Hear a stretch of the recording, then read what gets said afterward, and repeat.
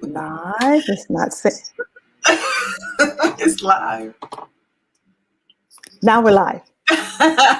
Welcome, everyone. As usual, me and Dr. Marcia are having fun. Hey, everybody. Happy Wednesday. Yes, It's another Wednesday. Happy hump day. Hump day. Another Wednesday investor chats. Yeah, Wednesday evening investor chat. This is the first Wednesday of the month. Oh my gosh, I just realized something. There are 5 Wednesdays. Oh, in this month? March? In March. So we may not do one next week because we have the investment club. Oh, yes. That Thursday. That Thursday. You need the time to, Yeah, I have to prepare for that. So maybe on the 10th, we'll not have it on the 10th, but we'll resume on the 17th. How about that? That's cool. Yeah. Okay. Yeah, I got to write stuff down myself, too. I know. I can put it up here. No chat. We'll go back. So we'll start back up on the 17th.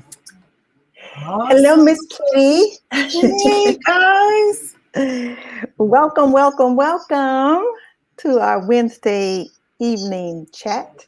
And you know what? We'll make the announcement again at the end of the chat, Nakia. Okay, yeah, we'll do that. Okay. And make sure that they know. But you guys know you can come and see us every Wednesday, but if we're missing, we'll explain why. But today we are answering a question. Yes. So, yes. You guys are sending us questions through the different platforms, and we want to thank you for that. So here's the question. What is the difference between mutual funds, index funds, and ETFs? Yes. As a matter of fact, that question came from one of our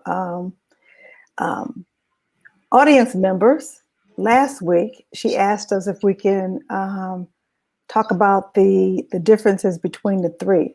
Of course, we said, sure. Why not? And it's good because it also keeps me in the mindset of continuing to refresh and learn things that I've already know. So, I like doing that. I like that. I'm a research nerd. So, so why don't we go ahead and get started? Cool. But first, a disclaimer. Definitely.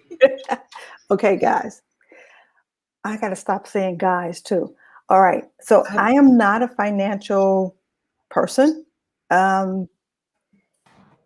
Everything that I've learned has been through self-teaching, investment clubs that I've been a part of. So when I mention anything like a mutual fund or stock or an ETF, specifically, it is not a recommendation to go out there and buy and sell it.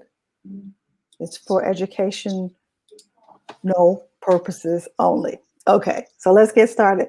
And the way I thought I would address this is to look at it in layers. So we're going to first talk about what a mutual fund is, and then we're going to talk about an index fund, and then we'll end up with talking about what an ETF is. And so let's get started. The thing that they have in common is that they are a basket of stocks or a basket of bonds or a basket of money market instruments, and they are professionally managed. So what do I mean by that? So when we talk about a mutual fund, we're starting it up top with a mutual fund. Being professionally managed means that if you invest in a mutual fund, you don't have to pick the stocks in the mutual fund. You don't have to worry about how to diversify, how to rebalance the fund. That portfolio manager manages that portfolio.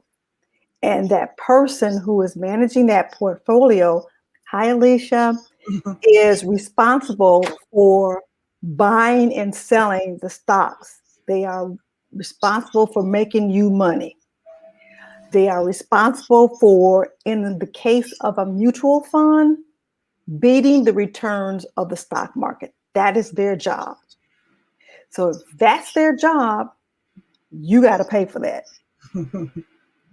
And so you've got to pay like fees to the mutual fund for it to be managed. Okay.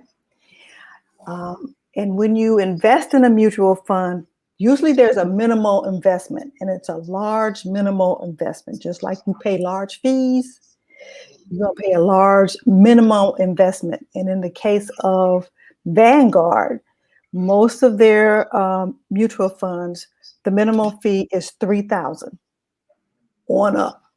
Mm-hmm. So that's with the mutual fund.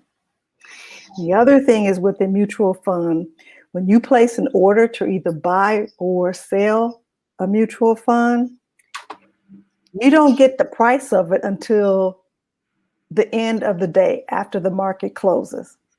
So the price of the fund is not calculated until the end of the day. The way that I found that out, it was a personal experience. I decided that I wanted to sell one of my mutual funds. So I called up the broker and I said, I want to sell the funds. And it was in the morning. And he said, okay, we'll place the order. We'll take care of it. I said, okay, so we'll do it today, right? She said, yes, at the end of the day. And I told her, no, I want to sell it now. She said, hi, Nancy, this is a mutual fund. It doesn't work like that. We will sell it at the end of the day. So that's how I learned about, mutual funds. I thought that they were, the transaction happened throughout the day, and it doesn't. Wow. It is not traded on a stock exchange. So that's what a mutual fund is. Okay. So now what's an index? No. So the difference, okay, so this was mutual funds. We're taking it down. I shouldn't say down. We're taking it to another level and talk about an index fund. And just like a mutual fund, it's a basket of stocks or a basket of bonds. But they're specific stocks. And with an index fund, the stocks correspond, the stocks that are in the index correspond to one of the stock market indexes. So what are the stock market indexes? You got the S&P 500, you got the Dow Jones, you got the NASDAQ Composite, you got the Russell 2000. So when you have an index fund, the stocks within those index funds are specific towards the index. You do have a manager, and it can be what is called passively managed, because you don't have to do much research to pick out stocks. Mm-hmm. They don't try to beat the return, the total return. They actually are going to, their return is going to be reflective of the index. So it's less expensive when it comes to the fees. And when you see an index, it usually has the name index in it. Like Vanguard has the 500 index shares, or the Vanguard Dividend Appreciation Index shares. So that's how you can identify a mutual fund from an index fund, in that it has the word index in it. Okay. Yeah. And last but not least are the ETFs. And I will tell you a story behind that too. So ETFs were started around 1993.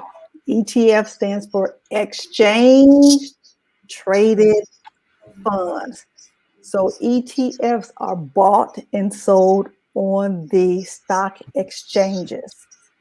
And your stock exchanges are your S&P, New York Oh, stock, the New York Stock stock Exchange, exchange, NASDAQ. and the NASDAQ. There you go, and Yeah. your NASDAQ. Now, those are the two major U.S. stock exchanges. There are stock exchanges all over the world. But when we talk about stock exchanges, we're talking about New York Stock Exchange and the NASDAQ. So your exchange traded funds are bought and sold on those exchanges. And the nice thing about exchange funds is you can buy and sell them when the market is open. So you don't have to wait until the end of the day when the market closes to buy these exchange traded funds. What I ended up doing when I had that experience with the broker who told me I couldn't buy or sell my mutual funds until the end of the day, I then switched my mutual funds to exchange traded funds. Okay, yeah, I remember you mentioning that a while back. Mm-hmm, mm-hmm. So they're a lot more flexible than the mutual funds. And you can buy the ETF like you buy a share of the stock. So you don't have to have that minimum 3,000, investment. Right. And so the ETFs you can have an ETF that tracks the index, like the SPY or SPDR, or the QQQ, which tracks the NASDAQ 100. You can have ETFs that tracks the different sectors. Like, okay, say you wanted to buy all energy stocks, you can have the ETF which tracks all energy stocks. Or if you wanted to do healthcare, you can have an ETF that tracks stocks in the healthcare sector. So yeah, that's the ETFs. That's what that's all about. Yeah. So that's basically the differences between them and the similarities between them. It's not a lot, but if I'm going to buy, I would not buy, and this is just me, I would not buy mutual funds. I would stick with exchange traded funds. Or exactly. Or either the index. Index. Mm-hmm. Yeah. Yeah. Okay. Alecia says, I wanted to buy the Vanguard Total Stock Market Fund and bought the VT. Okay, because it was cheaper. Yes, I'm familiar with both. The VTI, it is cheaper than the VTSAX. Mm-hmm. I like how you explain things like shopping. Well, you know what? We like to shop. Yeah. So I'm not shop investing by investing. It's much easier. Mm-hmm. It's better. So yeah, that's basically the difference. Mm-hmm. So any questions about that, guy, ladies? Yes. Down and dirty? Definitely would like questions on this. Yeah, anybody invested in exchange traded funds? You know what? You could also, one other thing is when you talk about exchange traded funds, you can have you can buy exchange traded funds that are geared toward commodities. Like I want exchange traded funds that have all gold stocks in them or all silver stocks in them. So it's so much more flexible than buying mutual funds, and that's what I would stick with, the exchange traded funds. Mm-hmm. Yeah. You got some say yes. Yeah, I found that they're usually, yes, it's usually an ETF for every index. Yes, the SPY, QQQ. I'm sure there's one for the Russell 2000. Yes. That was quicker than I thought it was going to be.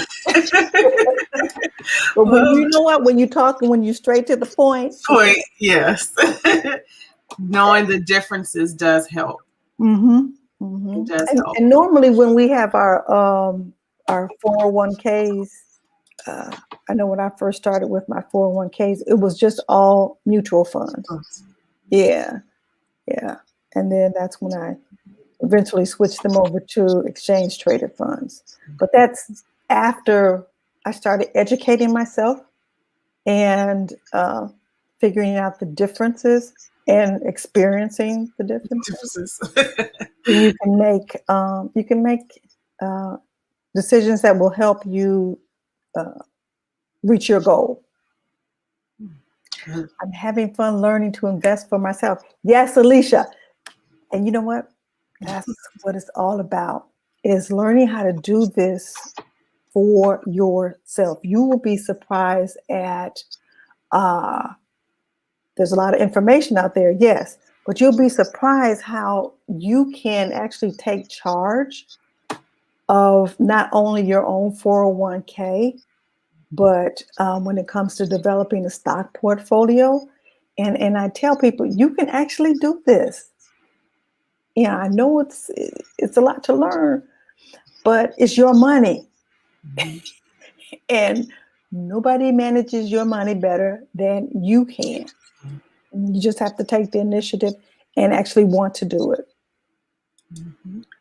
I took my off-managed plans. Oh, excellent. I'm so proud to hear you say that, Alecia. You're doing it for yourself. Yes. Yes. Nancy has a very interesting question. I have Fidelity. Should I put money there or into my Vanguard account, which is with my, it really doesn't make any difference. They both have index. I have both Fidelity and Vanguard. So they both have ETFs. They both have index funds. They both have mutual funds. So, and they are top of the line as far as I'm concerned. Top of the line brokerages. I love the fact that I can do research, especially I do a lot of research in my Fidelity account or my broker, and also Vanguard too. So customer service, you can't beat it. If you have an issue, you can get on the phone and talk to someone. And so I consider both Vanguard and Fidelity top notch when it comes to brokerage accounts. And I have to shout out to TD Ameritrade because they're too. When you switched, I think you said from your 401k plan, I think Fickle Kitty is asking about, was there a greater return after switching from that? I think when you were mentioning about. Did you see a greater return after switching? No. Okay. No, it was because they were, it was like the similar funds. It just went from mutual to ETF. So there was not a greater return. No. Or maybe, you know what? Now that I think about it, when I look at,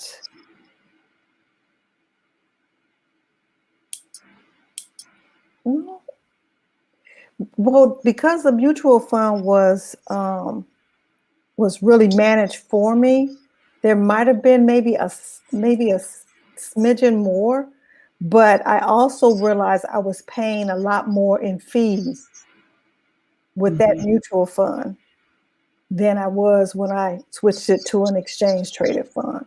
Okay. Yeah. She was asking that, the difference. Yep. Switching from to 401k. Yes. And make sure it's like from apples to apples, make sure that they're similar. They're similar. Because even with the ETF, you will actually see that the fund may be similar, but it will say like index funds, it will have the title of the fund, and then it will have ETF afterwards. Okay. So that you can tell the difference. What books do you recommend, and why do you, for the year with the IRA? One book that I use as a reference book, it's by Tony Robbins. Where is that book? It's probably in my bedroom. I can't think of the name of it, but it's about 700 pages. It's like everything you need to know about money. By Tony Robbins? By Tony Robbins. Okay, no, it's not in this room. Okay. And mine is all, but what I'll do is I'll put the name of the book in the YouTube comments, or either in the Facebook.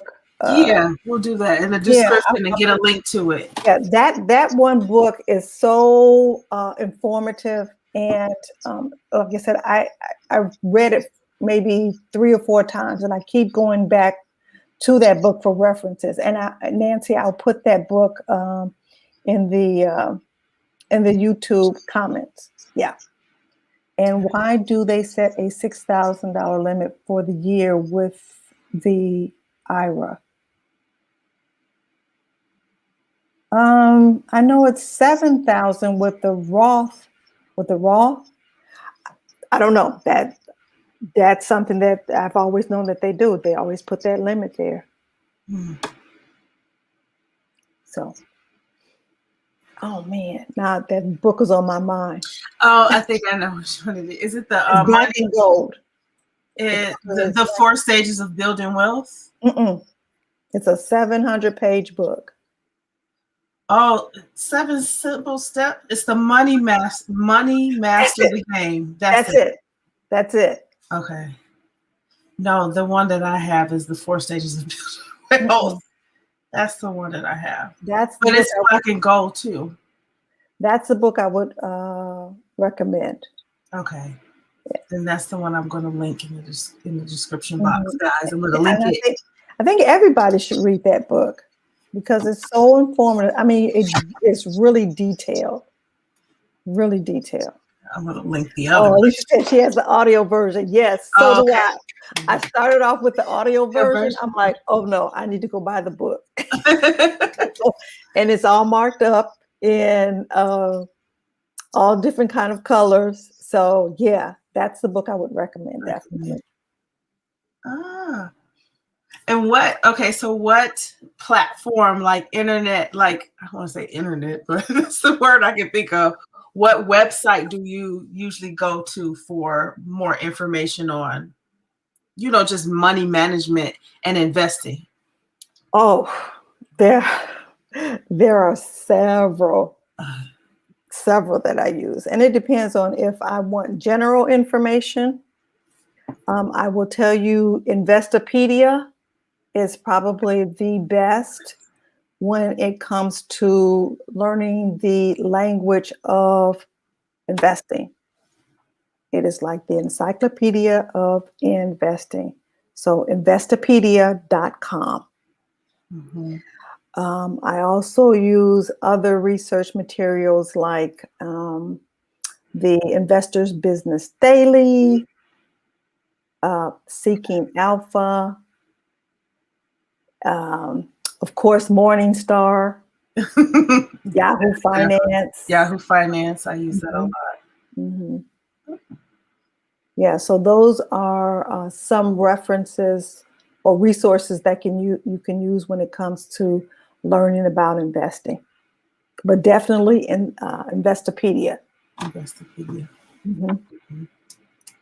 Yes. So I wonder how many do we have any of the ladies? Like, we had an amazing workshop, like on investing in dividend growth stocks, which is somewhat different from dividend stocks. That is now my jam, as they say.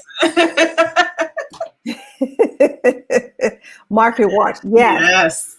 Market Watch. I have my portfolios on Market Watch. Yes. Put tons of money into it.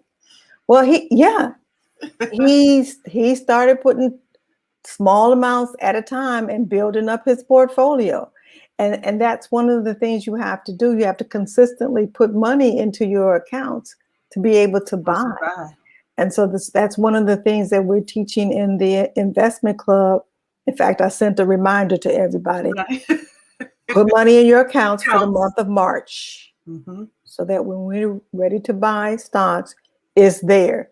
You don't have to go searching for it. But yeah, and remember, he's a long-term investor. He's a buy and hold. So when he buys, he's not selling. He buys and holds his, and he's also big on buying. We're talking about Warren Buffett. Warren Buffett is also very big on buying undervalued stock. In other words, companies that are doing well, but they maybe had something bad happen to them. The stock price went down. He scoops in and he buys undervalued stock. So if the price is too high and it's not correlating with what the company is valued at, he won't buy it. He'll wait until that price comes down. So he buys the company when it's cheap. He does an awful lot of research. That's all he does. He sits and he reads companies, what are they called? The 10 Qs, and that's what he does. Yeah, so he understands how his companies work. That was his job. So that's how he got rich. Dollar cost averaging. Yes, that is a way that you can use to accumulate shares. Mm-hmm. I like what Alecia says too. This helps with consistency in investing too. Yes. Mm-hmm. You won't have to remember to do it. It just automatically goes from your checking account or your savings account into your brokerage account. So you're ready to buy that stock when it's on sale. When the market is down like today. Yeah, right. Yeah. A couple of more shares of a stock that I've been enjoying, and I saw it went down a little bit, and I said, let me get a couple more shares of those. Mm-hmm. So, and that's how you're accumulating and building your portfolio. Compound. Okay, Kitty just said she set up her automatic auto deposit. Yes. So you guys are doing well as far as setting yourself up to build a good profitable portfolio. You're doing what you have to do. You're doing what you need to do, making sure your account is funded, buying or doing dollar cost averaging. So yes. Mm-hmm. Mm-hmm. Mm-hmm. Any other questions for me tonight? We're hitting on about 6:30. Oh yeah. Okay. Mm-hmm. How much of a paycheck should go to it? That's a okay. How much of should go into your brokerage account? That depends on your budget. Mm-hmm. Everybody's budget is quite different. Mm-hmm. After you figured out your budget and paid your expenses for the running of your household, whatever you have left over, you can take a portion of that and put towards your brokerage account. Yeah. Is it better to manage your own portfolio or use a broker? You're asking the wrong person. I believe that we should be managing our own portfolio. But that depends on you. Some people don't want to do that. Mm-hmm. And it's okay. It's okay. But if you decide to use a broker, know what that person is doing with your money.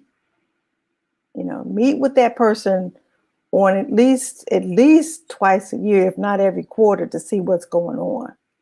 Exactly. Explain dollar cost averaging. Okay. What dollar cost averaging is a way for you to accumulate shares every let's say every month. Mm-hmm. So let's say you decide that you're going to be spending and paying $50 every month to buy one stock. And the stock is $50. So you're going to buy one share every month. So you may decide, let's say in March, the stock is $50. So you buy one share. And let's say in April, the stock goes up to $70. So you're spending more. In May, maybe the stock goes down to $25 a share. So over the premise is over the course of, let's say, a year, you will hopefully average down the total cost of that stock by buying more shares when the stock is low. Oh. And you won't be buying as many shares when the stock is high. Did I say that right? Buy more? Yeah. Yeah. Yeah. So that's what dollar cost averaging is. And you're buying consistently, regardless of what the stock price is. Awesome. This is really cute. I like this comment. Go for it. I was spending $800 a year for management fee. Yeah. See, and that's when you find out how much am I spending for you to manage my account. Mm-hmm. Yeah, you're right, Alecia. You are absolutely right. Okay. Mimi said, can you find education information on my investment platform? It depends. What investment platform are you using? If you're using, well, all I can say is the big girls platform, like the TD Ameritrade, the Fidelities, the Vanguard, yes, they have all kinds of information. In fact, they even have classes. I know TD Ameritrade and Fidelity all have education classes. You can check those out too. I know that they have those. Mm-hmm. Chase has it a little bit too. Your bank, check your bank and see, but it's all mobile friendly. So it's like it's an application. So yeah. But yeah, I would encourage you to at least to try and do this yourself. Try it. Look at your portfolio instead of when that monthly statement comes to you. Look at it and try to figure out what's going on with that monthly statement instead of filing it away. Like a lot of us do, or I used to do that. In the savings account. Right now, my funds are accumulating in a savings account. I need to do something. Yes. Start investing. Most financials now have some education. Yes, most of the institutions do have they have financial materials on their sites.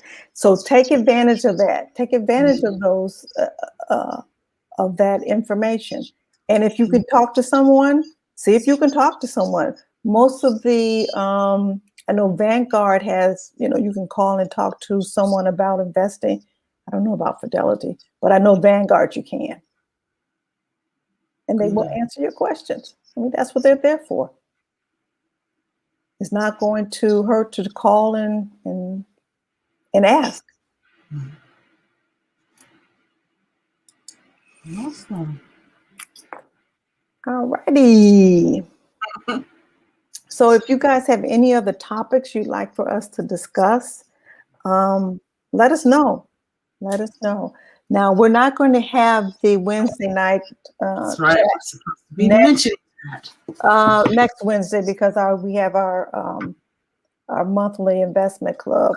So I'll be preparing for that. So we'll meet up again on the 17th. Drop us a line if you have a topic you'd like for us to discuss. I'll be happy to do some research and bring it to you. Yes, and definitely, guys, check the website out if you haven't already. We have an investing basics book. So if you're new to watching us and learning about investing, we suggest that you download that. It's full of awesome information about shopping. But it gives you, but it's based on investing. So it's so easy to understand, and it's very motivating to get you started. So definitely check the website out for courses too, and for the membership, because she's sharing a lot of nuggets in those membership courses. So in those sessions. Yes. Because the goal is to help you to build your own stock portfolio. And that's what we do in the membership, is to help you to do that by analyzing stocks and just talking about stocks in general. Good for beginners. It's also great for those of you who are seasoned in it too, and you're just still trying to figure out how to navigate and manage your portfolio. Marcia, you know you're awesome with it. Thank you. Awesome. Alrighty. Cool. Well, you guys know what to do. Just, leave us a comment, and we will see you in two Wednesdays. Thanks for coming. Thanks for coming. Hi, everyone.